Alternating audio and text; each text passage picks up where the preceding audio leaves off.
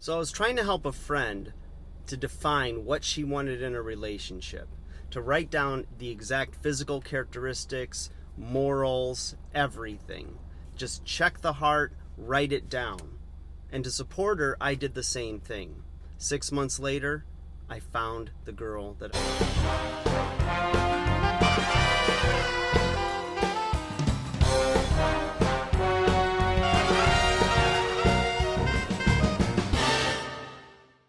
Hey guys, welcome back to 5-0-100-0.com. I am Fugget, the fittest underdog guru using intelligent tactics. Guys, today I want to talk to you about something I did a little over 2 years ago. Actually closer to 3 years ago. I made a list of everything that I'd want in a perfect partner if I could find them, okay? So I'd been dating on and off, had some toxic relationships, some that just went sour, some that just were not going to work out. They were not meant for me and I for them. And I have a friend who was in a relationship with this guy, and nothing's going right, on and off for years. And I said, you know what? I said, have you ever really figured out what it is that you want? What you're looking for? Because some people just say, well, I'll just feel it, or I'll just know it when I see it. And, some people probably have that story. But I decided to try to help her by doing this exercise along with her. So we both just took our phones and made a list, and we qualified how we were going to do this list by not thinking about what we were writing, but let it flow from the heart. So you had to be in the right state where you feel like that craving inside for somebody, not desperation, not panic, and just let it flow. And as soon as you start writing, it's like it just starts to come out of you. The things, the characteristics you like. If there's little things like they must love pizza, right? Whatever it is, you just write it. And when I did this, it just flowed from me. I didn't stop and think. I just wrote from my heart. And all of the characteristics I put, some were very, clear. Hey, I want somebody who works out, somebody who eats healthy, somebody who has a beautiful smile, tanned or mocha skin, big brown or hazel eyes. But then I got to little things like I like small hands and small petite toes. I don't know why, it just came out of me. I never really thought about it, but I thought if I had a preference, yeah, that would be it. And it went on, and there was probably around 50 things that flowed from me in the matter of just a couple of minutes. And when I got done, I looked at it, I said, I think that's it. I mean, that's where I knew to stop, because then I started thinking about it. And that's where you get yourself in trouble, because then my thoughts are this, that when you start to actually think about it, then you start to think about, what will I settle for? You start thinking about characteristics of maybe other partners that you've had and things you liked about them. And the truth is, we've all known somebody, or maybe we've done it ourselves, where you leave a relationship where you didn't necessarily want it to end, or you were in love with them, and then you start looking for the replacement, somebody that's like them. And then all of the people that you date afterwards, you run them through the lens of your previous, of your ex. And they can never live up to that, right? They're themselves. They're a unique being with unique experiences, and you know where I'm going. So you just can't do that. It's not fair to you. It's not fair to them. So once I was done with this list, we shared the lists with each other, laughed at each other's lists.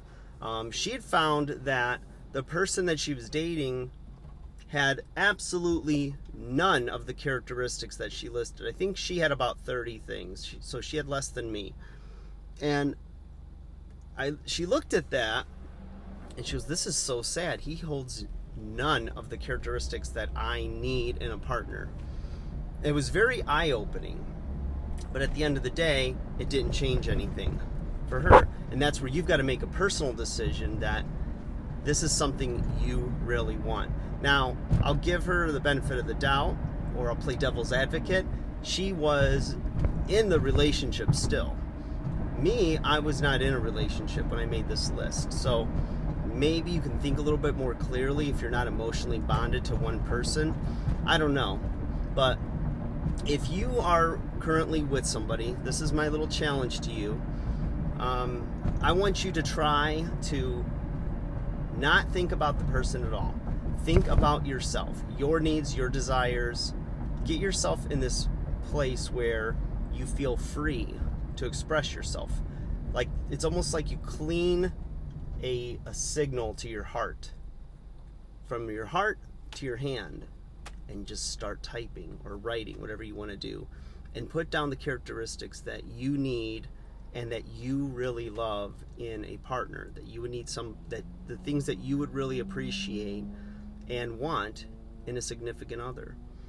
And then compare to the person you're with, if you're with somebody. And if not, just put that list away. There's something very powerful about getting clarification about what it is that you want, okay? And in this particular video, we're talking about relationships. So in a partner, you know what it is that, makes you tick. Even if you can't necessarily verbalize it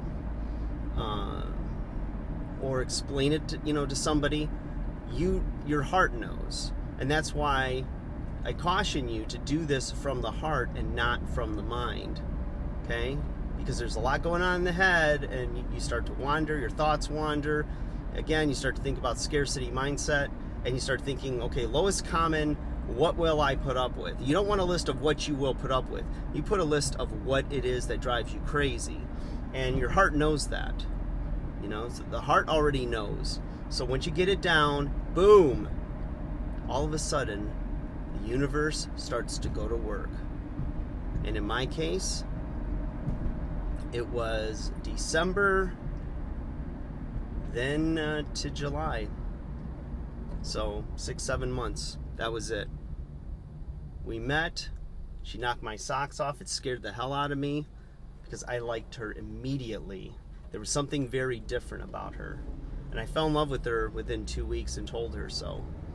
And it scared her because she was feeling it as well. But she said that she wouldn't have said it unless I said it first. So here we are over 1.5 years in, and she told me even the other day, I never would have told you that I loved you unless you told me that you loved me first. And I don't know about that. Maybe that's true, but there's no way to know now. We're in too deep. So that's that, guys. Try this out. Keep it simple. Take out your phone, piece of paper, whatever. Just write at the top things that I need in a partner, or even things I will have in a partner. And then what you do is you just let it flow. Put one thing down, whether it's if you like a certain type of someone from a specific race, whatever it is, right?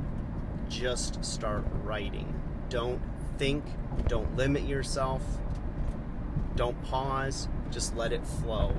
It's really interesting. Writers talk about this, getting into a writer's flow, where before they know it, they've filled tons of, legal pads, and it's been hours and hours, and they were just in a flow state. You get this in a flow state, you're going to have something really special to work with. Get it down, read it over, just kind of let it germinate, let it just stay in the mind, right, in your subconscious. And then you go about your daily business and watch what happens. And I want to hear the testimonials of any of you that have either had this happen to them or are going to do it now, and what the results are. I don't know if it'll be in a week. I've heard it happen like the next day for some people. It might be in a year. But the thing you think about is getting yourself ready, being your best version of you, and being honest, self-aware, and transparent with yourself. If you need emotional healing, seek it out. If you need to be in better physical shape, financial shape, career, whatever it is, you work on you. That's all you can do. Be your best version of you so that you can give that full gift for when life presents the opportunity to be in front of that other person that you've already spoken into your existence. Like, share, subscribe.